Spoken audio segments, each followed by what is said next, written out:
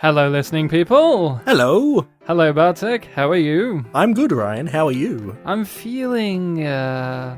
I'm feeling energetic. I'm feeling fantastic. I'm jumping with Joy. Yeah, you're ready. Who is she? I don't know, but I'm ready to jump with her. You're ready to let's go. Let's go, Bartek. So we're spitting posh, likely because we're always spitting, and we're both gamers. I mean, Polish. And, We are both gamers. What's gamer in Polish? What's the word loser in Polish? You should just say Loser. that. Go on. I don't know, loser. We call people idiot. Yeah. Idiota, variat, something like that. Is idiota just idiot in Polish? I thought that was another language. That's in some languages, but they're all alternatives. Okay. You could have been really fun and cruel and just said someone's name in Polish, and then like that person listening is just like, "What did I do? Andrzej Duda. What did I do?" I think I've got 1 degree of separation with him, so maybe I shouldn't have said that. Nope, too late. You hear that? You hear that? What was it, Andrzej Duda? Yeah. You're in the club. He's the president. I think on the night he won... Is he still the president? Yes. I think on the night he won, I was standing next to my stepmom and she was on the phone with him.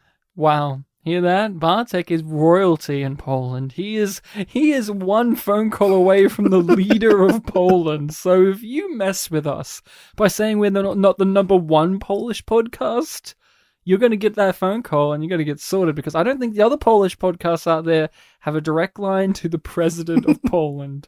So just take that into consideration. So we're actually a movie podcast. We're not a Polish political thriller.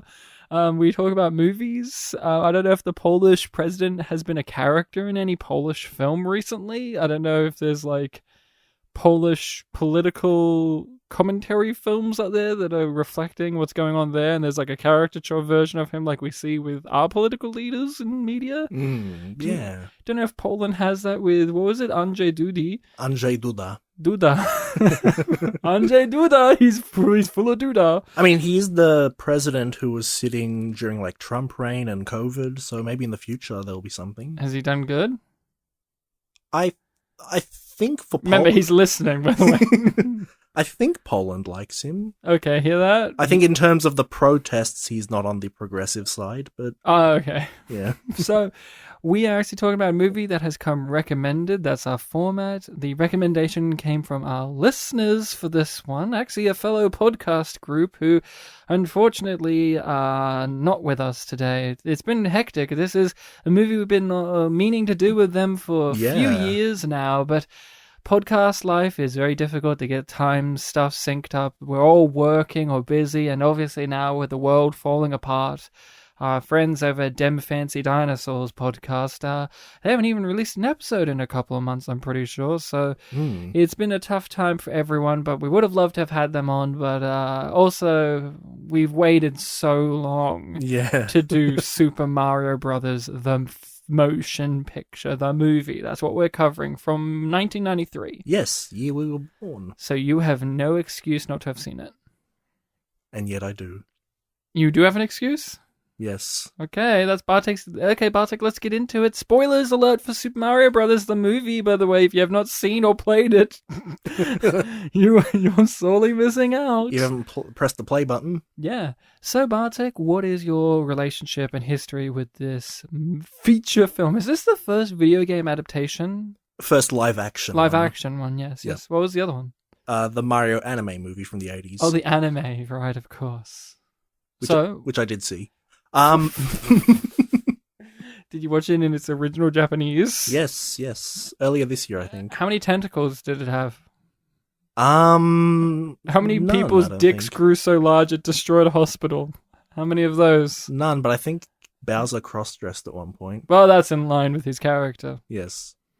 So, what's your relationship with this film? This film, I had never seen it. I'd only seen, random clips and footage from it and known about some, medic lines from it, like, Mario, Luigi, Mario, Monkey, Bob-omb, just little things that people would often reference if they have seen the film. And just this general idea of, it's one of the most panned video game films because it was the first one. It showed, this is how video game films are always going to be. And it did. Yeah, but then I also did hear more modern takes of it's not that bad, but no one's saying it's good. It has a cult following because it has a very unique sci-fi premise underneath the attempts at making it connect to a video game. Yeah, I've noticed that there's this website on the internet of people who are like super fans of this film and just like have every scrap of anything related to this film there. Yeah, I actually went out of my way for this one not to read too much behind the scenes information. I don't know if you read any. Yeah, I did. And so you can comment upon that because I've grown up with this movie. This is one that was just on all the time. We had it on DVD for some reason. You know, you just watch and own things.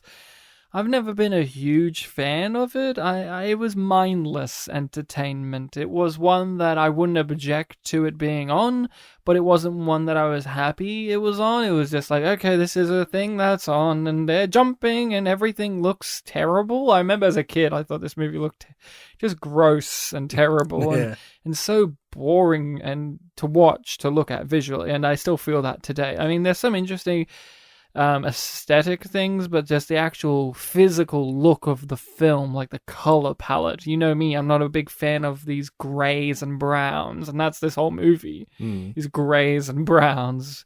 And I get it, I know where they live, but it's never sparked for me like their cars spark. Yeah, but if you ever look at any level from any Mario game, they're all, that bland looking. Oh yeah, I don't think of Mario with colors. No, not at all. Pipes, they're really like grey. They're not green. Or mushrooms. They're never red or colourful or dots. With faces. They're just goo everywhere. Yes, you have to trust the fungus. Yeah, trust the fungus. So I've seen this movie, grown up with it, watched it a million times. It's an interesting thing when you get older, especially as video game adaptations continue to grow. I don't know about you. This is your first time viewing. We've done several video game adaptations on the show.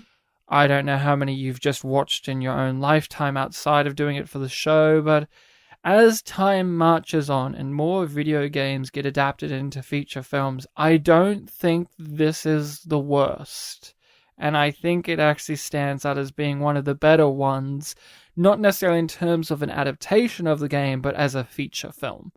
I don't think it's a good movie, but I think it is much better than that Tomb Raider movie that they came out with a couple of years ago, or, several other video game adaptations that we've been forced to endure over the years.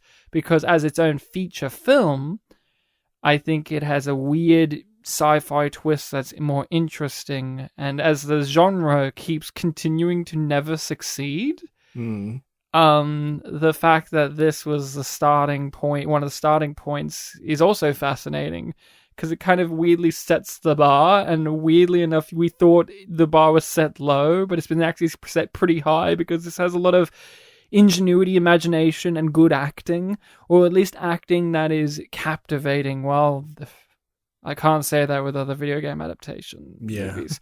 What do you think about that notion? I definitely think that this one has even though it has a cliffhanger ending, it does have a complete story to it. It has, a backstory lore to it. It has multiple settings to it, and it goes through a lot of, typical movie motions so that in the end you can say, hey, I watched a complete movie and it made sense. Somewhat. Yeah, and there's a lot of really intricate little details that some of them I picked up on while watching the film, others that I only found out about when I was like looking at that fan website and they had a whole page dedicated to references. I'm like, oh yeah, all of these are technically references. So I guess a decent amount of thought got put into this film that would probably shine through a bit more for people who have seen it a long time, like the people who made that website and are obsessed with this film. Do you think this film deserves its reputation as a bad film and as a bad video game adaptation?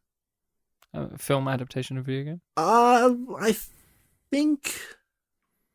yes, it deserved it in the moment because it was the first one. Yeah, but as we've marched forward in time and there's so many now.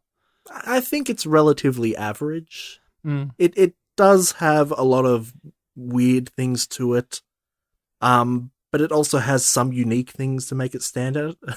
I remember there was a quote from Shigeru Miyamoto, the guy that created Mario, who said that this film, I think it was like, was too close to the games or something like that. So clearly he was seeing a lot of little things in this film that... Yeah. And there were little moments in this film where I was thinking like, oh yeah, this is like this from the games. Like, oh wait, that game didn't exist yet. Like when they're down on the slide, I'm like, oh, I guess this is the first slide sequence in Mario. Wow. Yeah, that's interesting to think that there's lots of things that... Not saying that the Mario game series looked at the movie and said, let's adapt that, but there's also things that just by happenstance are in this movie that would later actually feature in the game series, because obviously, like with any long-running franchise, everything's just going to happen in the games, and everything's just going to happen in Star Trek, and everything's just going to happen in The Simpsons. Like, all of these long-running things, eventually everything has happened in them. Yeah, I was surprised that the 80s animated film had a few things like that, and that one especially, because at that point only the original game existed. There wasn't any, established lore. Like, Luigi's colors are not what we know him now. He was like yellow and blue. He was like this really greedy guy who just wanted money. Money. Money. He was Wario. Yeah, essentially a lot of aspects of that character went into Wario when that character was made. But I was surprised that this film had it as well in some cases. And even with the slide thing again, the music that plays there is this really upbeat, energetic track that when I was reading up about the film online, that track got a fair bit of praise. And later on, when Mario started having like sliding sequences, the music that you most associate to that is also a really popular kind of track for that franchise. So slides and energetic music... It happened in the games as well. Hear that? 10 out of 10 from Bartek. Before we delve and dig around into the actual minutiae of the film, we're talking about these adaptations. Where do you fall? Do you think it is possible to successfully make an adaptation of a game to a feature film? Yeah, this is a thought I've had quite a lot over the past few years, especially when we guessed it on that radio show that our friend Stefan did, and they asked us that same question, and we kind of had different answers. Yeah, I can't even remember what my answer was. I think mine's no. We were mostly talking about, just to refresh you, we were talking about how we just did the video game month not too long before that, and you really liked the Max Payne film, and you pointed out how apparently it didn't relate to the video game all that much. So I gave an answer that was basically saying like, oh yeah, you should have like an intricate mix of like fan servicey stuff and things that relate to the film, but also try to cultivate a story. And I think you gave an answer something along the lines of like, no, you should just scrap it and try to do your own thing. Yeah, look, I personally don't think you are going to be able to adapt BioShock on the big screen. I don't think you can adapt Portal on the big screen. The interactivity of the actual game experience is what is a part of the importance of those narratives. The idea that you are making a choice. Yeah. In a film that doesn't exist. Unless you're playing Love, Tender Care, or whatever. Tender Loving Care. Tender Loving Care, where it's an interactive movie. Yeah. But realistically, that's not what a feature Hollywood film would do. I love those games, and I would love to see them adapted to the big screen, but they're not going to be the games to the big screen. You do have to change it up for the structure of a movie. I am very much of the opinion of you do just have to go at it with your own perspective, your own way of things, your own stuff. And in a weird way, this movie, Super Mario Brothers, the movie, did that.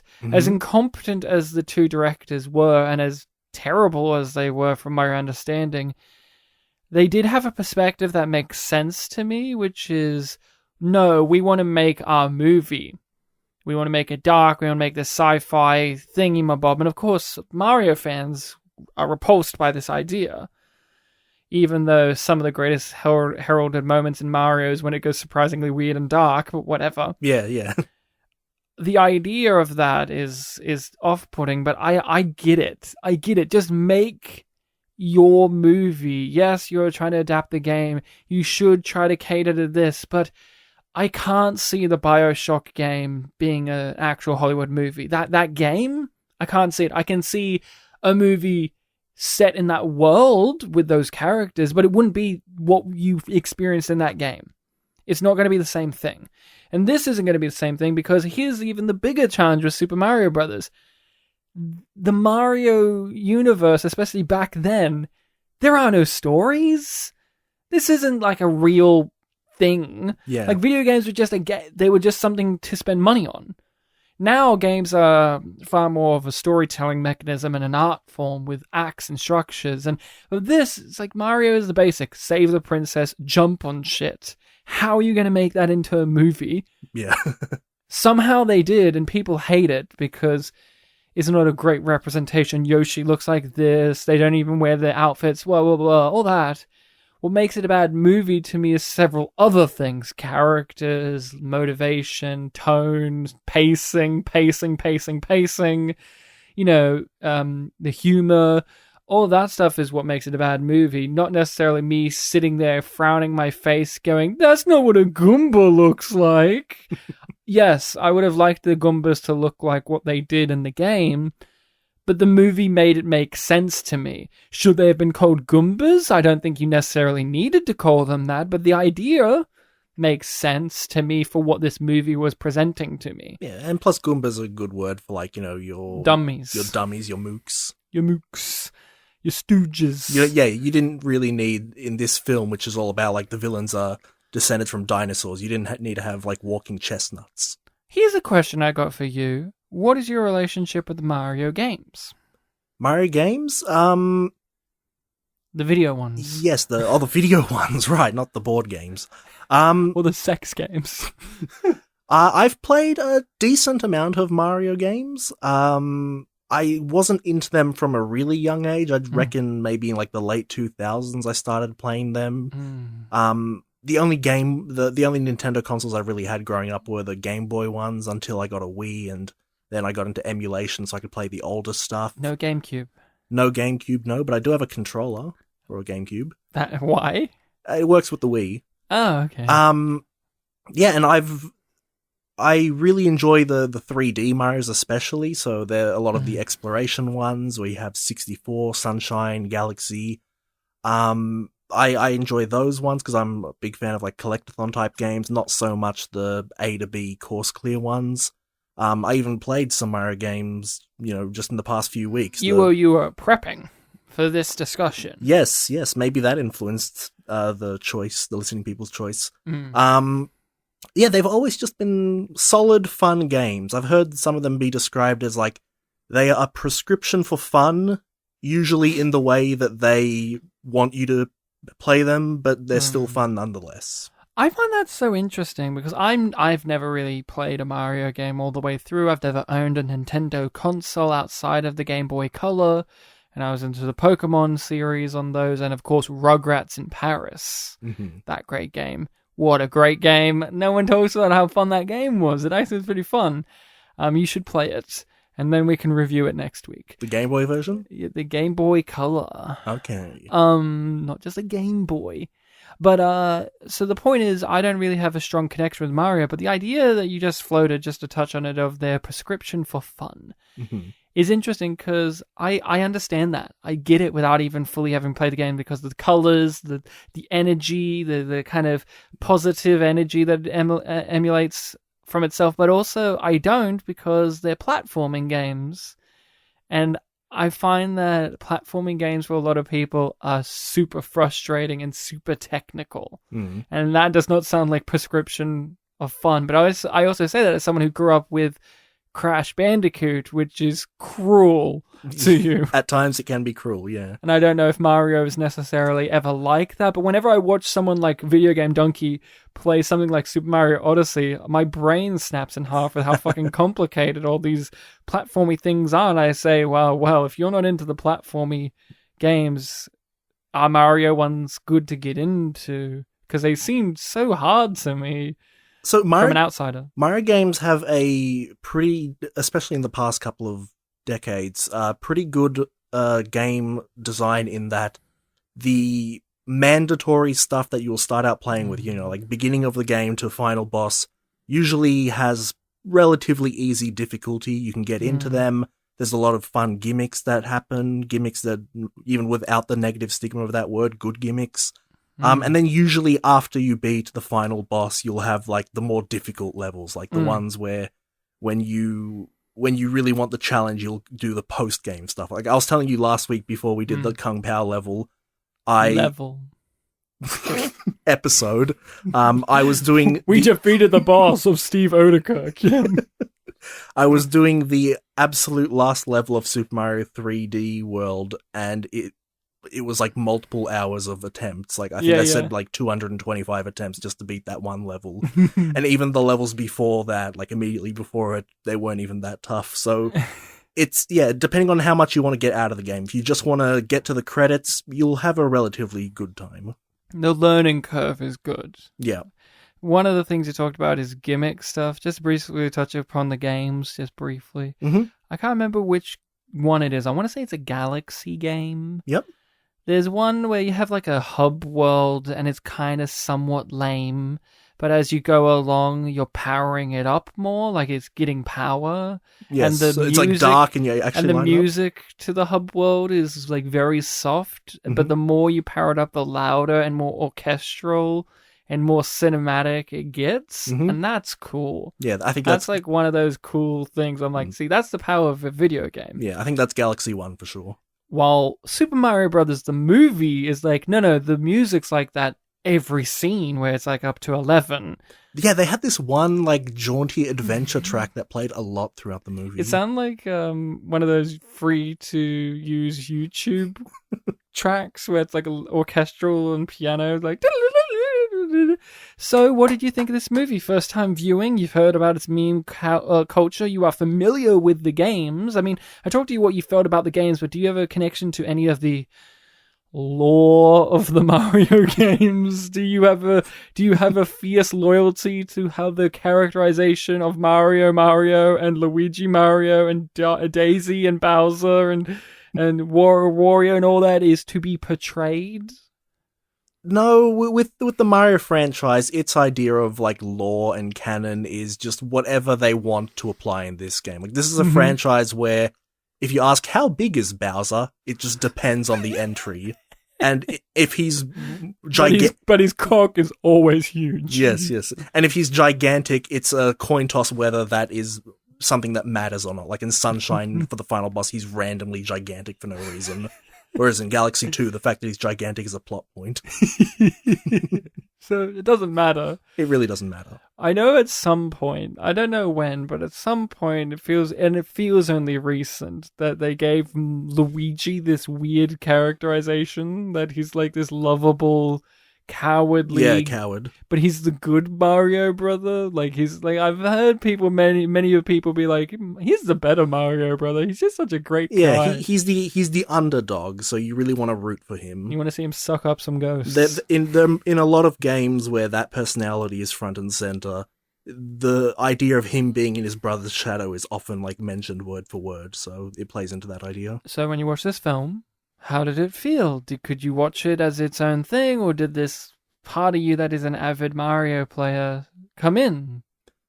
No, and even if I was more serious about it, by the time this film was released, there were probably only like 4 or 5 like mainline Mario games that didn't even have that many story elements to it. So it definitely felt like, you know, if this is a product that was going to inform the series in any way, it was from like the developmental era.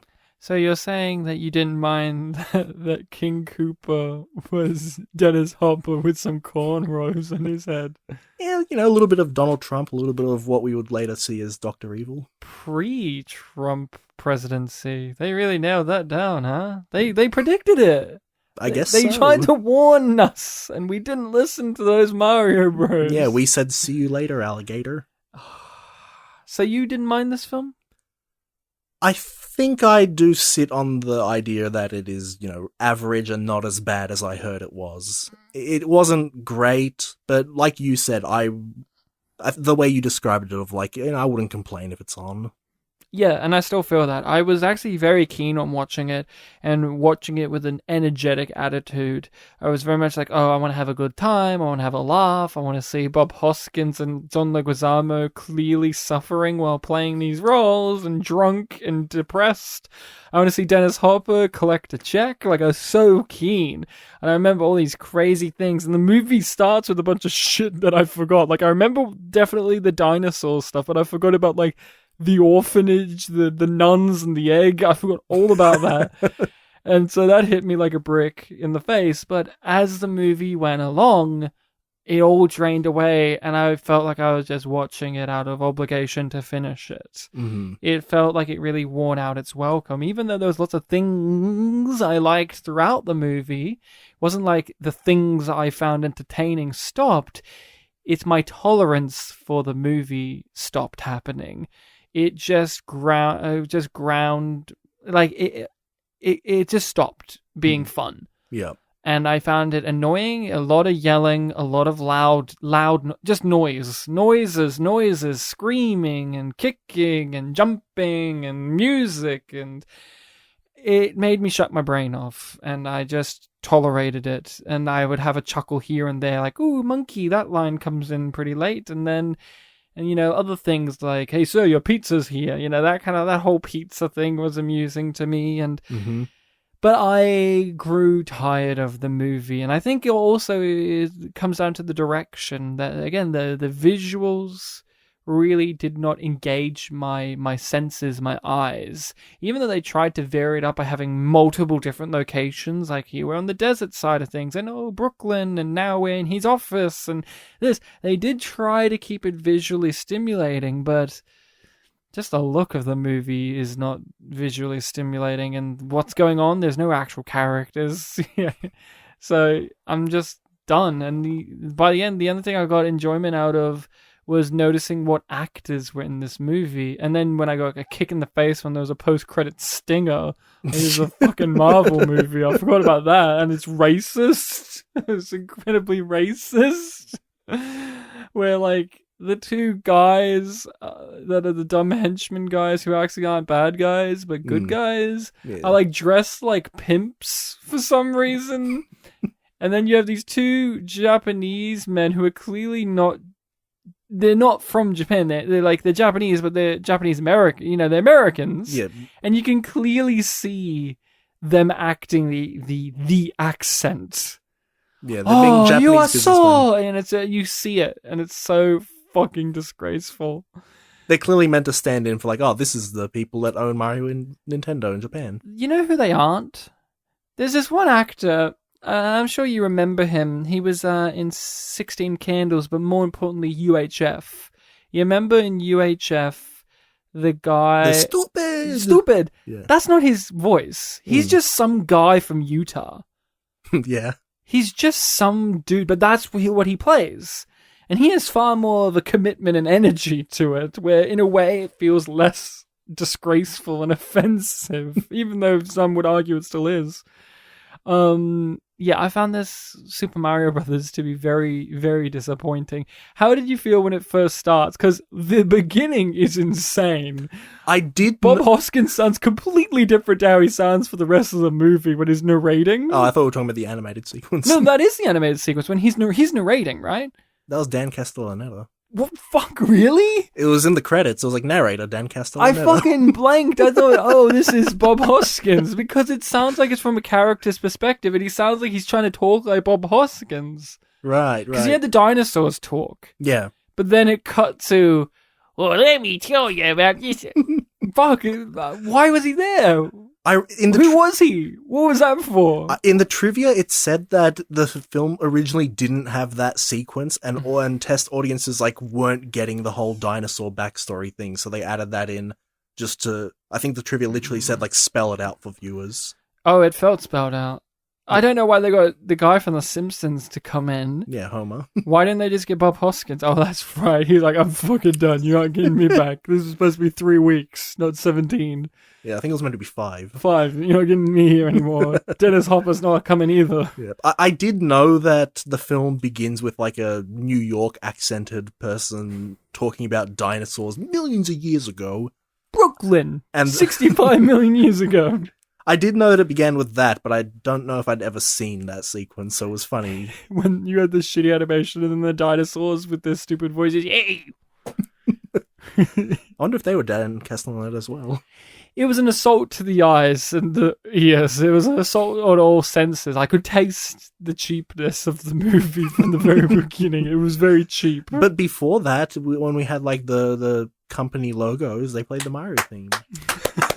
I recognized that. They didn't play the boss battle theme when he fought Bowser at the end. I mean... Oh, the castle Koopa. level. Yeah, they didn't play any boss battle theme. Yeah, well, as the fan website pointed out, Mario and King Koopa faced against each other on a bridge at one point. That's good.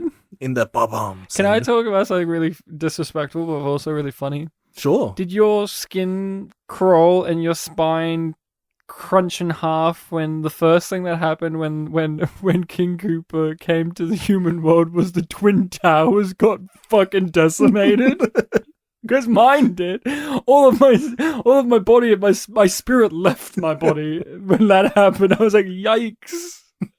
No, I had a warm feeling in my heart for some reason, but I wasn't thinking about why. I felt very patriotic in that moment, is what Bartek says. Yes.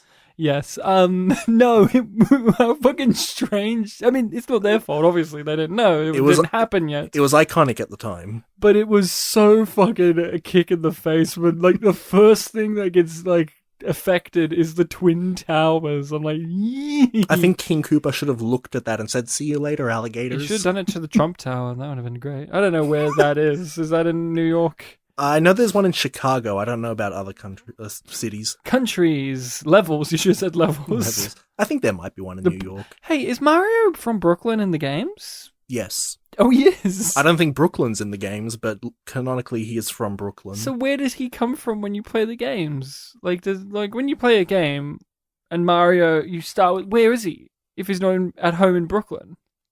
I know he has in some games he has a house in the Mushroom Kingdom, so maybe early on, like, he came from Brooklyn. So there's not a singular game where you wake up and play a level in Brooklyn? I don't think maybe in one of the edutainment games, but I don't know of any of the main ones that people know. Doesn't that actually sound have like a wasted opportunity? Yeah, you know what?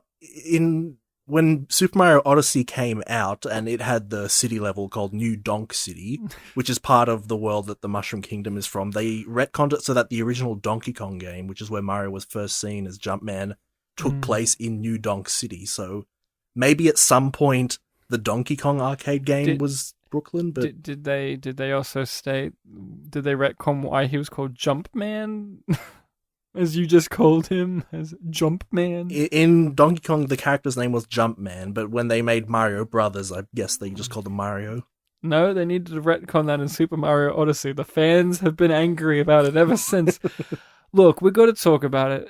John Leguizamo and Bob Hoskins are brothers in this, but the movie painfully breaks its spine to give you a reason for why two people of drastically different ethnicities are brothers. They're not just brothers. They're like every family member in one. Well, yeah, yes. How did you feel about that? Because, did you know about that? I did, yes. I think the most I'd ever known about this film from an early point was probably the Nostalgia Critic review, where he just pointed out, back when his reviews were short, just like main points. So like, oh, they're not even brothers. They're father and adopted son, but then later they treat each other as brothers. Right. Yeah. Interesting. Super Mario father, son... and co. Very weird. Did you think that Bob Hoskins was a good portrayal of Mario? He didn't have the youthful energy of Charles Martinet's voice acting. But he looks happy. Yeah, but as the elder figure in the Brotherhood who mentors the younger, I think he does a decent job as that type of character. Can you realistically hire anyone as a live action version of Mario the way you know him from the games? That's another thing. That's why I'm like, you have to change things. Yes, and this is a true Mario trivia fact. Mario is canonically like 24 to 27. No. Yep. No, he isn't. You're lying. We're older than Mario, You're Ryan. fucking lying. Well, like how it ends at 27. Did he fucking die? Join the 27 club? Well, I don't think he ages. It's just that he's always this age. No, he does age. He's either 24 or some age between that or 27. Sorry, yes, there is baby Mario, I guess. There you go. Does he have a mustache and his baby Mario? No, but he has a big nose. So do we not get elderly Mario in any game? There's never a game where you meet like him with a cane and he's like got grey hair and he's old. No, you have to go online for that. Ooh, to the dark web. The realistic wrinkled Mario. Oh, wrinkly Mario. No, he's wrinkled somewhere, but we can't talk about it on air. His finger, of course. Oh, I thought you meant his groin. No, I was talking about his sphincter, actually, but... Taint. No, he's hairy there. I can't tell if he's wrinkled or not. He has a little mustache down there, actually. I like Bob Hoskins in this. I think he's the perfect choice for Mario. And again, I don't believe you could adapt that character, especially back then when there is no character to Mario. In fact, other than the voice acting of the current generation of Mario, who's been doing it for I don't know how many decades, does he have, as a video game thing, does Mario actually have that strong of a character? Because here's the thing, as someone who doesn't play the games, I look at him as a mascot and I go, oh, he's a happy little Italian plumber. That's all I know. Sonic, on the other hand, yes, I don't play them either, but just looking at him, there's so much character I can get from that guy. Yep. Don't like him. That's the thing. I don't like that guy. Even to this day, he's 90s attitude made manifest. Well, Bob Hoskins, he's like, well, you have to play the happy little Italian plumber. And he's like, okay. And he does. He just plays him like a happy Italian-American plumber who's obsessed with plumbing. That's all he can do. So I'm like, again, is there a character to Mario that Bob Hoskins could have played to any satisfaction that isn't what he did in this? Yeah, really outside of like the voice clips for, context or, I just beat the level, let's go, that kind of stuff.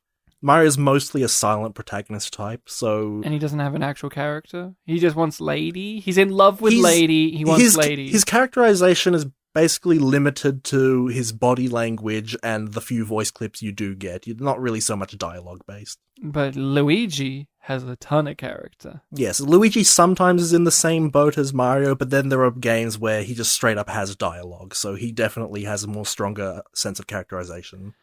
But yeah, like seriously, Bob Hoskins is great. I thought he nailed it. He was depressed and miserable and hated being here, but I found that he handed in, even underneath all of that, a genuinely entertaining performance. And he wooed the ladies. And he wooed is Mario a ladies' man in Mario? Does he slay the pussy all the time? He's just a hero. Is that chick in the game the one he's dating?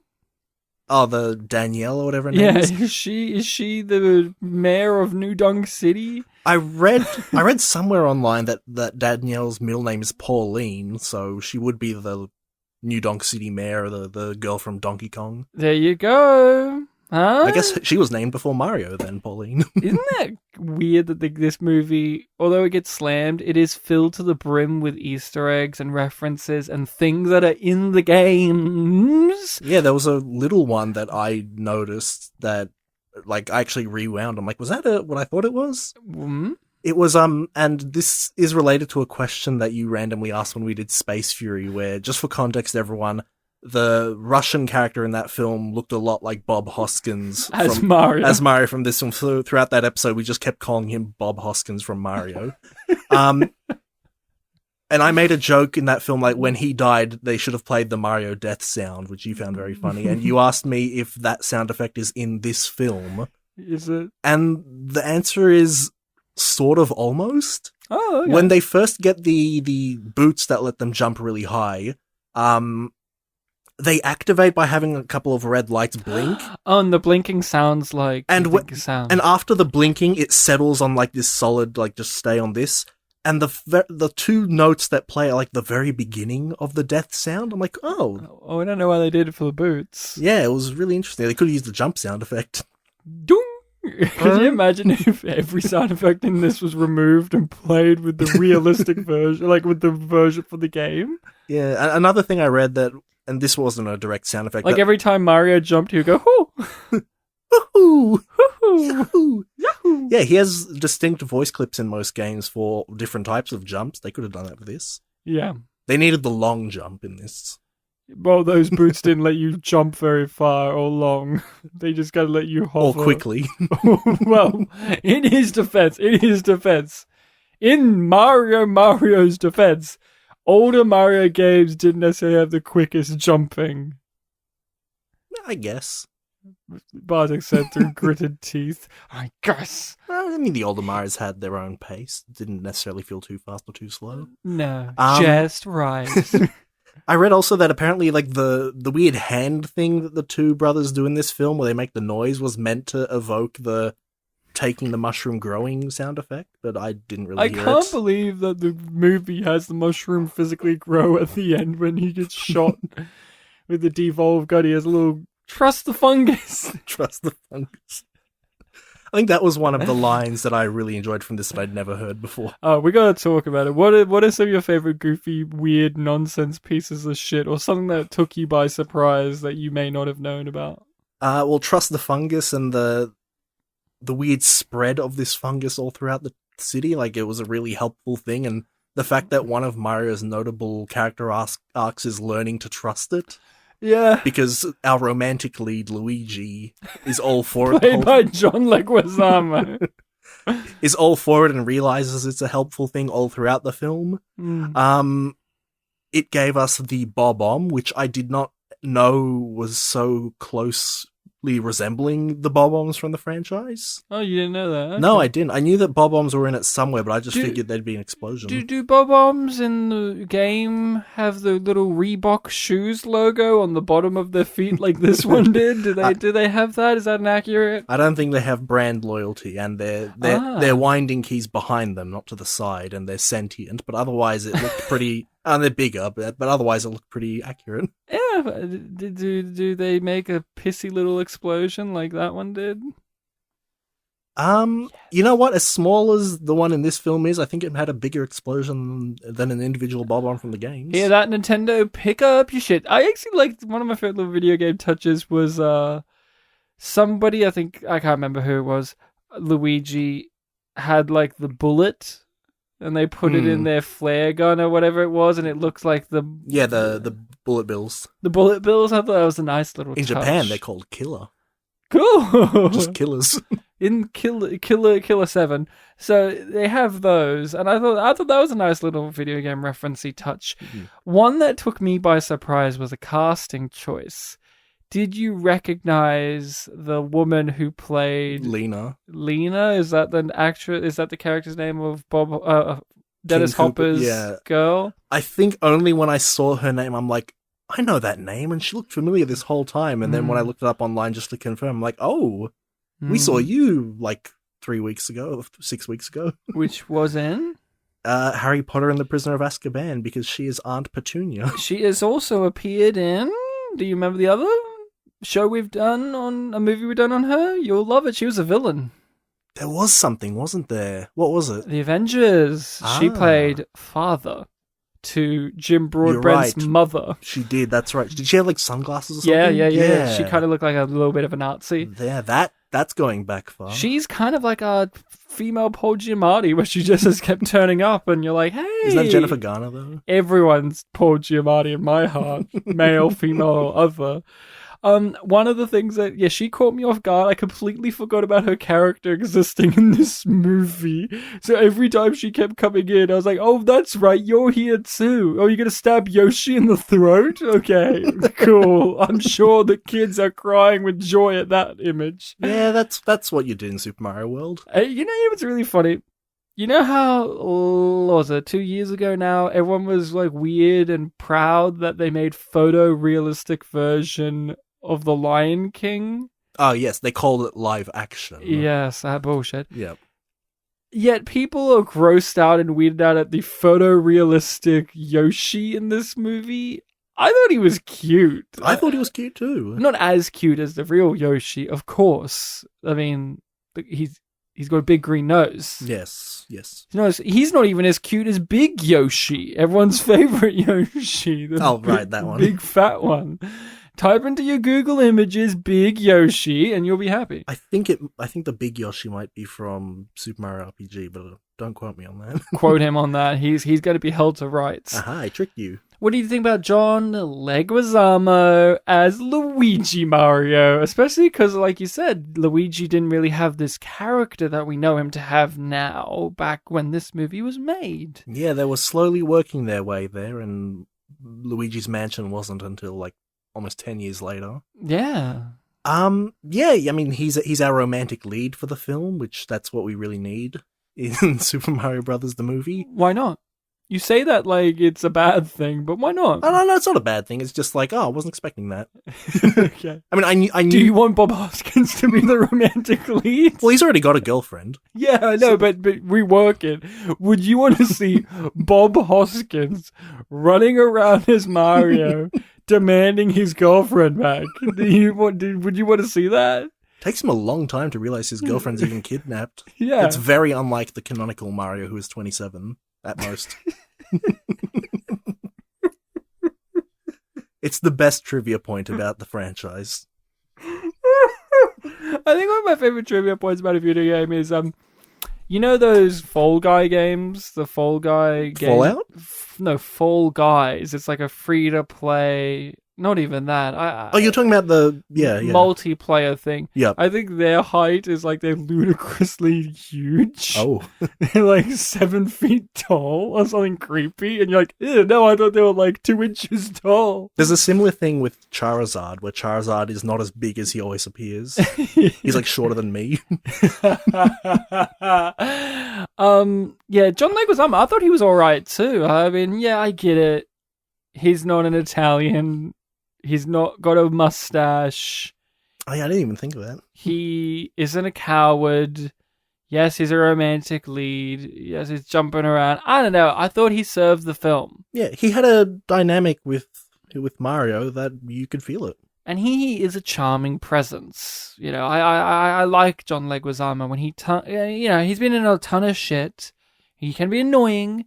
But I like him. He brings a presence, and so does Bob Hoskins. You have these two heavyweights of charisma and talent as your two leads, and it works out so well, because to me, Princess Daisy, I don't know, the actress is fine. Mm-hmm. She really didn't give me anything. She kept making me think, is that Elizabeth Banks? But it isn't. You know, Miri from Zack and Miri Make a Porno. Right. It's not her, but now that you remember Elizabeth Banks, Bartek, I could show you a picture of the Daisy from this movie, and you'll be like, yeah, she kind of does look like Elizabeth Banks. Maybe we'll do it after. But it's not. It's not. It's not! Oh man, how did you feel about Bob Hoskins' American accent? Because there were so many times where I'm like, this guy's British. As a kid, I didn't even think about it, because there's like, I grew up with this and Who Framed Roger Rabbit, but now as an adult, I know he's a British man. It wasn't on my mind when I was watching the film, and I'm not sure that I remembered it, but then when I was reading up afterwards, they had British man playing Mario, and he had this New York accent. It was a funny thing to think about. Yeah. And just thinking about like him in a British accent, like complaining about this film's funny. What do you think, Dennis Hopper, man? He was fun. What about it was so fun? Just how ridiculous it was. Like I said earlier, it was like a weird mix of like a visual Donald Trump thing and Dr. Evil, basically. I know Dr. Evil didn't appear in our lives until 3 years later, but it was that kind of vocal delivery, and just hearing all the ridiculous things he would say. And these weird tics as a character, like the germophobia, but also the raw sexual energy he had for some reason. Don't know why. The see you later alligator thing especially got me. Just this weird enunciation. I don't know. What got me was when he's like, I love mud. It's so clean and dirty. All at the same time. Fiona Shaw was very surprised at that. She was surprised and turned on. It was a lot of a lotness, honestly. My favorite moment from him is when he's when he's fucking around. Which part, right? He's fucking around a lot. But when he's pretending to be their lawyer for no fucking reason. I thought that was going to be like a long con. And he immediately gives up on it and attacks them. I mean, one, it makes no sense. They saw the giant posters of him already. They already That's a good point. It makes no fucking sense, but whatever. Sometimes you meet the real life guy and you still don't recognize that it's the guy you saw on the TV on the posters. That's fine. I'll look, I'll forgive it. Okay? I'll forgive it. What I can't forgive is he immediately gives up on it and starts like squashing Luigi's face with his hands. I guess technically, did he give up on it, or did the prison guards saying, "Don't do that to King Koopa"? Like, no. He gave up on it because he was like, he was asking them where this meteorite thing is, and they're like, "What meteorite?" And he's like, "You know what I'm talking about." He just starts attacking them. Right, and then the prison guard was like, "Don't hurt King Koopa." Whatever Yeah. It's up by then. I mean, your lawyer attacks you. Come on, you're not gonna trust that guy. I loved that. I loved him try to be calm. I actually really like the cinematography in that scene. It was really intense. You had like the light with a slight lens flare coming onto the screen behind Koopa. Really menacing, because we know that he's the bad guy and he's pretending to be a good guy. But the scene visually is still showing that he's a sinister presence. Even though he's sitting there smiling and trying to be nice, even though he doesn't want to shake their hands because he's a germaphobe. Yeah, and then he decides, no, I should, because I'm pretending to be a human, normal man, nice boy. Yeah, I like the added touch of Mario trying to shake his hand, like, even though he's in this tough situation in a weird world, like, he's got this professionalism. And he's just a good dude. Mm. Unlike that Scapelli. That monkey. I actually forgot about who Scapelli was throughout the movie, so we kept mentioning him, like, who's that? And then I remembered, oh, that's right, he's the gangster guy who leered at her at the beginning. Remember that shot where Daisy's, like, standing up to him, like, no, you're not going to chase us off, and he's like, really? And then he, like, starts, like, leering and looking at her up and down, and she just, like, goes, ugh, and leaves the frame. Yeah, I forgot exactly who he was, but I just put it in my head, like, oh, that's the name of that other company that beat them to that job, and it's like their rival or something. I actually forgot too, and I was like, are they the other plumbers? Like the evil other Nemesis plumbers? The Scapelli company. No, they're gangsters. That's who they are. They're gangsters, just like, what were they, Iggy and Spike? They're the worst part of the movie, right? Are they in the games? The names are, but they're different things. Spike's an enemy and Iggy's one of the Koopalings. Well, there you go. Well, at the end, they were going to be Koopa Troopers. That's what the Stinger gave us. That's what their game was going to be called. Wasn't it Koopa Brothers? Or was it Koopa Brothers? Because Koopa Troopers are just regular enemies. Right, but that indicates that they're Koopas. Yeah, in the Mario franchise, that's the species that Bowser is. King Koopa is. Well, when did he become Bowser? Only in the West. Oh. In Japan, he's just always been King Koopa. Why is he called Bowser here then? Doesn't it work? King Koopa sounds better. I don't know. It sounds better to me. He still has that title, King Koopa or King of the Koopas, but his name is Bowser in the West. He just has a name? Yeah, they just give him a name. Wait, so you've recently played Bowser's Fury. Is that just called King Koopa's Fury? That's a good question. I should look that up. Is it called Koopa's Fury? Like, or is it called the King's, like, or Fury? Is it even called that at all? Or is it just called King Koopa? Got it again. Which Mario game was it where you are Mario and Luigi and you're inside of King Koopa's brain and you're playing as King Koopa, but you're actually Mario? I believe that's Bowser's Inside Story. It's one of the DS RPGs. I think I've played an emulation of that at some point and really enjoyed it. It was a weird game. I've heard that one's really good. I've only played the first one in that franchise, though. What else do you want to say about this? I mean, I like the universe. It has really dedicated, interesting touches like that. They don't have fossil fuels, so they don't have petrol-related cars, so they operate on this grid and there's sparks coming out of their cars, and a little inconsistent. They're like, the cars don't have brakes, but then we see multiple times they do, and of course they do, because why wouldn't they? I don't know why, but then you actually see there's moments where ropes and wires shoot out to stop cars. Yeah, the police thing. I don't know what that's about. But I liked the world. I thought it was interesting, and I reckon you could explore this world and this idea of the dinosaurs are trapped in this pocket dimension, and they want to reconnect and basically take over our dimension, and that they evolved like we did, but they evolved from different variants of dinosaurs. But even then, it's not consistent. There are some just walking around with lizard faces, and I don't know why. It's not like we walk around and there's a race of humans that are just like monkey faces, or this one's like got a monkey arm. Like, I don't know. Yeah, you'd think given how the guy in charge is like descended from dinosaurs, the regular people who would be descended from dinosaurs would be like, the nobility or something. Nobility, yeah. That's right. Novelty. The nobility of the world or something. And then you got like little dinosaurs that are like rats chewing over food, and they treat them like they're the New York equivalent of rats. Then again, I guess the ones that just look human are like descended further or evolved further, because like the Toad character in this film, when he's devolved, he goes into a Goomba state. Yeah, but don't they all, if you devolve them into that state, they go to Goomba states? Isn't that the point? Then he can devolve you even further. Well, I thought the theory was that if you did it to Mario or Luigi, they wouldn't. Or they would turn into monkeys. Yes. Yeah. Yes. So it's just like who's further down in the evolution chain. Yeah. I actually really enjoyed it. I don't know if this was an accurate thing to look at, but there was a brief moment where they shoved him into the de-evolver machine. They shoved King Koopa. Mm-hmm. See, that's weird. Why in the movie is he called King Koopa if he was always Bowser here in the West? It's a good question. It's a great question. I like it. I think it's great. I like him being called King Koopa. Yes. But and at this point, I just want to remind everyone that Koopa is the Polish word for poo. Yeah. King Poo. It's fun. Poo. He gets pulled into the devolver and it turns on briefly, but he doesn't devolve. But then you see his eye quickly turn into like a T-Rex eye, and then it quickly turns back. And from that point on in the movie, his character starts acting a little bit more irrationally. Okay. And I don't know if that's on purpose. Well, I guess or if that is just the mechanics of how these movies work, where you need the established bad guy who's in charge of an empire to start to fall apart and get defeated at the end by becoming more and more irrational and making dumber and dumber choices. Yeah, and he's a T-Rex for 13 seconds.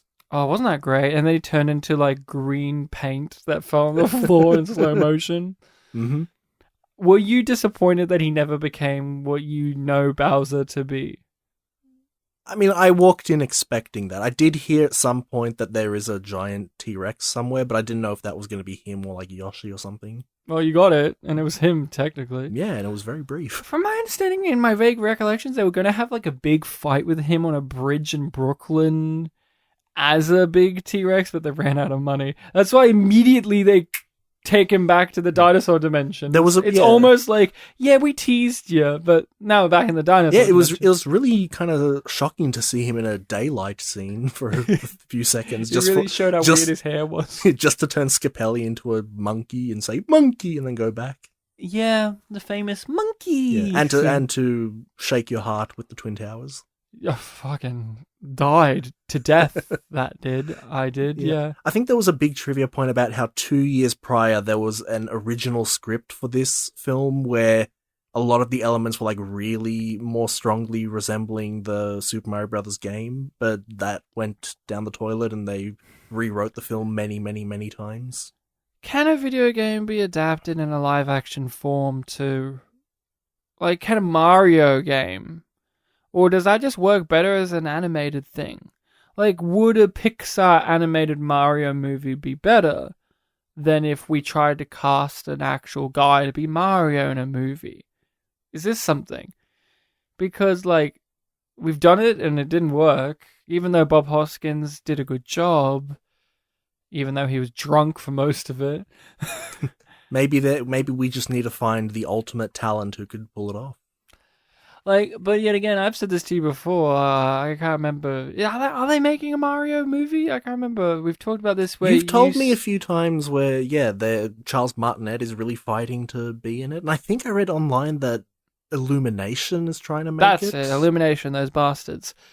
And I'm like, yeah, I understand why the Mario voice actor wants to do the Mario voice, but I'm also like, yeah, but he works in like 2-second dialogue chunks. But I can't imagine like a sincere scene. It's like, you remember the Goofy movie? I saw it as a kid, but I remember only bits of it. And it's so bizarre. Like, I love those movies, both of them, but it's so bizarre to have like a teary-eyed scene where he's just like, Max? I love you, Max. And I can't. It's fucking Goofy. Come on. Those work because there's a great story and there's an emotional heartstring. And you could, surprisingly, they decided Goofy, we could turn into a single dad. Yes. Well, I just want to point out that I've played Kingdom Hearts 2, which has a 10-minute sequence where you think Goofy has been killed. I've watched playthroughs and videos of the Kingdom Hearts games, and it's always funny when like you're running and you're about to fight somebody, and you hear in the background Goofy give you like cheering advice, like Goofy and Donald. Give him this, take that, and then it's like their nightmare. I want a Kingdom Hearts movie, please. That would be interesting. The copyright nightmare. the legal nightmare of that. Could you imagine it? The fucking paperwork that would have to be done to get that to happen. If they do the first game's adaptation, Mickey only appears right at the end. No. They need to do their own adaptation. Because that's Kingdom Hearts, right? Like all the nonsensical stuff, it all connects to one another. Yeah, they're all It's not different like worlds. you just play 1, 2, and 3, and then you get a coherent story. You have to play this little mobile game that nobody's heard of, and this. The movie has to be an extension of that nonsense, or it ain't accurate to the franchise. Yep. I guess, yeah, with Mario, there's just a lot to consider. Like, do you take all these liberties with this kind of movie, or do you do, like, the anime film, which takes a lot of elements literally, but is just really, like, kiddie thing that feels a bit Alice in Wonderland-y, magical weirdness kind of thing going on. It's weird to say, but then you have other films, like, one of the video game adaptations that I liked was, like, the Ace Attorney film, which that's adapting a visual novel where it was a little much easier to do because you don't really have too many supernatural But that's also a elements or Japanese things. adaptation of a Japanese product. True, that is true. The Hollywood adaptation of a Japanese product rarely, if ever, works. Even outside of video games. It's anime. Yes, we've seen Tekken, that's one, for a Japanese product. Oh, you're right. I take it back. For a moment there, I almost shot myself in the foot. But Tekken was a great film and a great adaptation. Do you remember Iron Fist stuff? I wish that King was in that movie still with his tiger head. That would Leopard have head or been whatever. cool. That would have been cool. But he wasn't. Anything else you want to say about Mario, the movie itself? This is more of a internet thing, so obviously it happened way down the line, but there is a popular meme that when it was birthed, it used footage from this movie to, I guess, solidify itself. Have you heard of Guile's theme goes with everything? No. So Guile's theme is a music track from the Street Fighter franchise. It's the theme music for a character named Guile, who's this American strong guy. Great American name. Yes. I think in the live action 90s film he was like European or something, which was a weird choice. Yeah. And it's the basic idea of this theme is that it is so catchy that it goes with any footage. You can put it over any footage and it would fit. And the example that was first ever done and that obviously became the meme was the footage of Mario in this film falling into the next dimension, the other dimension. That fucking sucking, real nightmare. So when he jumped through the wall and he's falling, that's where the Guile's theme plays. And apparently that clip just blew up and that theme got put onto many more things, all because Bob Hoskins sold it. What is the weirdest juxtaposition of that you've seen? Other than Mario. Geez, what have I seen it on? Schindler's List. And you have like a sad Liam Neeson and it plays. Well, the idea is that it goes with everything, so maybe. Maybe. We'll look for an example and we'll post the best we can find. I have nothing else to say. I think the behind the scenes are interesting from my recollection. You may, if you want to touch upon any of that stuff, because it seems like, look, it's a film that's interesting in some ways, shape or form. Like, this could have been an interesting sci-fi story on its own, but it isn't. But it is one where it was a production nightmare world where everyone was miserable, getting injured, everyone hated each other. I think I remember somewhere someone saying that Dennis Hopper got into like a rant with the directors, and it was like, it went for 45 minutes, then it went for 2 more hours, and it was like, fuck. I didn't read the 2-part nature of it, but it did say 3 hours, and like a bedroom scene got delayed because of that long scream match. And they were like, talking about like, yeah, and he was right. Just Dennis Hopper was saying things that were right for 3 hours straight. Apparently, he did a filibuster about how he's right.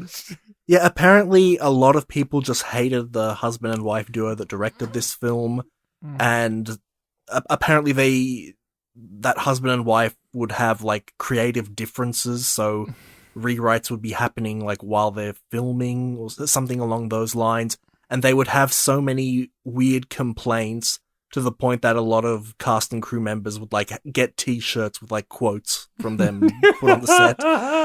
Bob Hoskins especially, I think, had many injuries that happened. Like his hand got crushed in a door. There was a really kind of... He said he got stabbed. Yeah, there was some stabbing at some point. Apparently, in one of the shots where they did the mattress slide sequence, they were doing it, weren't happy with the take, so they went on a break, but just before the break, someone thought, that mattress isn't going so quickly, I'll just adjust this thing and not tell anyone. So they did the immediate shot after the break, that mattress just went crazy and flipped, and there was like a 20-foot drop where...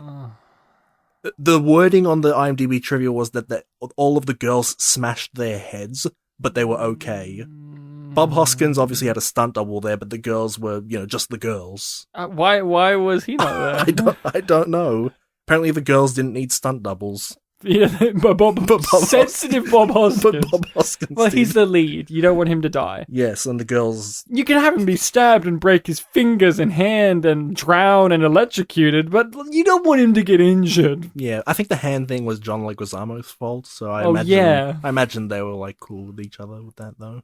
They seemed like they were cool with one another. I mean, hey, you fuck up, it's a mistake. Yeah, that's what I mean. I remember one of the things reading upon it is that the male director of the husband-wife team poured hot coffee on some extra's head because they didn't like their costume, which is not the extra's fault. They just walk in and they get told, wear this. Yeah, that was really bizarre. It's like one of those bizarrely cruel to do. Like there are some great directors who have done cruel things, and it's like, look, it's cruel, but there's like that little minute thing where you go, I understand the method to As someone who's been an extra, that's really like bottom rung on a film production. So director to do that to an extra, it's just bizarre. It's like, should Stanley Kubrick have fucking mentally tortured Shelley Duvall? No, but like I can understand why he thought he needed to get The Shining to be great. Or should I'm forgetting his name. The guy who did The Exorcist. I'm remembering the writer, but I'm not remembering the director. But should he shoot a gun, an active gun, on set to get everyone to feel the sense of fear for the scene? I did not know that. Should he slap a real-life priest to make it so that he can act better before the scene? No. Not by today's standards. But I understand his methods to the madness, because but it's not like he went to an extra and literally scolded them because he did not like their costume. That's not the extra's fault. Be like Michael Bay and have a fucking beef out with your fucking costume person about that. Like, Michael Bay had a big beef out with his costume person because they were French. Something about astronaut suits? For Armageddon, where it's like, like gloves or something? They had these gloves that looked French. It's like, he's dumb, but at least he had a beef out with a person that he needed to beef it out with. Yeah. Fucking cruel. No wonder everyone hated these two directors. I mean, come on. That's like dog. That's how I describe it. The old Australian verbiage. Such a dog act. What a dog. And both of them still are directing and making things and still in the biz. They're no longer married. If that makes you feel better. I don't know if it does. Oh no, love died. I'm so happy. So if there was a sequel, what do you think it was leading to? What do you think that sequel bait was leading to there? Well, there were two. She's like, you wouldn't believe this. Well, there are two different games with the name Super Mario Brothers 2, so they have a lot to choose from. But isn't both of... Which one is it? If there's two different ones, which one is it where it's not actually a Mario game, but they just put... The Western release, yeah. There was a game called Doki Doki Panic, which is this weird world where these four people play a game. Well, the game is like... It has picking up mechanics and throwing. You can pick up, throw enemies, and there are enemies that spit eggs, and it's not like Mario, but kind of is. And then, because the game in Japan that was originally Super Mario Bros. 2 was just the first game again, but much harder, they thought, oh, Americans won't like this. Let's just take this Doki Doki Panic game and make that Mario 2. And then Super Mario. And weirdly enough, some enemies made their debut in that game, but I think they were originally from Doki Doki Panic. One of the things I know about Super Mario Brothers 2 is Video Game Donkey, the YouTube channel. Every single year he does his best of. Yeah. It's always number one is Super Mario Brothers 2, baby. Usually in the last 2 seconds of the video or something. Yeah. Or sometimes he threads it through, just letting you know it's gonna come, guys. I'm not gonna dick around. It's gonna be here. Or does the I'm not gonna do it and then does it. And then obviously Super Mario Brothers 3 is the game changer. Yes, that was it has popular third the entry. Famous image of him in his little squirrel outfit, right? I think it was a raccoon outfit. A raccoon. Sorry, Mario fans. I know that the console It wars... was actually a tanuki. I know that the console wars that happened with Super Mario Bros. 3 were very much like your Vietnam, but that's a direct quote, by the way, from Movie Bob in his biography book. We're talking about Nintendo versus Sega. Yeah. He called it his generation's Vietnam. Iconic quote, because nothing's fucking more audacious than that. That's it, Super Mario Brothers, done and dusted. What is your recommendation for the next movie, Bartek? It's your turn. Yes. The musical chairs has ended, and there's only one chair left. We're going with a slight wild card. It's a film neither of us have seen. Ooh. But after last week, I thought, yeah, that might be fun. Okay. So last week we did Kung Pao, and we had a short conversation near the end about I wonder what this original film was like. Oh no. And I thought you know what? I do wonder what that original film was like. What are these things on Betty's, chest? Why not? Why don't we do that and see what it's like? Maybe it'll make us love Kung Pao a bit more. So my choice for next week is the 1976 film Tiger and Crane Fist. And just for fun, yes, tiger. And just for fun, let's go with the English dub. Oh, I can't wait. Oh, because it's on YouTube and easy to find. Fuck yes. Will it be Story of Ricky good? No, maybe not. But nothing will be. Does he just punch the wall at the end and leave? You're all free now. Thank you very much for that recommendation, Bartek. Make sure to check that out, people, in the interim. Bartek, where can people find us on the social media to check us out and our hot takes and juicy images and links to things? You can find us on almost all of the platforms. We're on Facebook, Spit and Polish Presents page. We're on Twitter. You can find us there by looking up the name. We've got a YouTube channel where we obviously upload the content as well, and our content is also uploaded on many other platforms such as Podbean, Apple Podcasts, Google Play, Spotify. We think we're on relatively all of them. We think or we know? We know. And you can also email us directly at spitandpolished@gmail.com. Well, Bartek, really sufficient, really succinct. You really nailed that one there. Mm-hmm. You jumped. I annoyed my wife, Rachel. She didn't want to watch this movie. And there was a moment where before Mario jumped into the wall that led him to the Bizarro world, yes, he was struggling, and I said, Rachel, do you know what this scene is? And she said, no, what? He just has to get into the world. I said, what does he have to do to get in there, Rachel? And she said, jump. And I'm like, yeah. And you know what jumping is to the Mario franchise? A key player. Yeah. It's a key characteristic. He was Jumpman. And she looked at me and I said, so it's authentic. And she got so annoyed and almost wanted to leave the room.